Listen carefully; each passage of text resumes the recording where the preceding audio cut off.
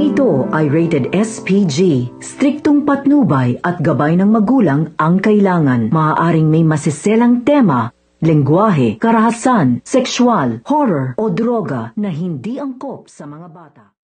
Natapos na nga ang paglalaro ng sugal nito nila Tanggol at napasa kanila na ang pasugalang ito.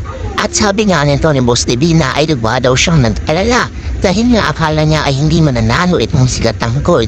At nang mapasa kanya nga ang pasugalang ito ay agad niyang i-upgrade ang pasugalang ito na magkaroon nga ng isang bar at mga babae upang dumamit pa nga daw ang kanilang customer.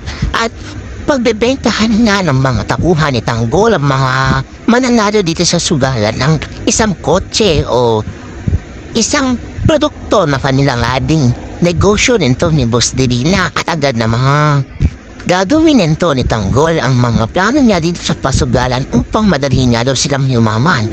At hindi nga daw magsusumbong itong dalawang tauhan dito nga sa pasugalan sa mga pulis dahil nga sila na nga lang daw ay isang tauhan dito at hindi na ang may-ari nito. Kaya nga kay Tanggol na daw ang patapatan nilang dalawa at mula ng araw wala Kernel Suarez. Aabangan na natin kung magiging matagumpay ba ang plano nito ni Tanggol dito nga sa pasugalan. Dito nga lang yan sa FPJ's Batang Quiapo.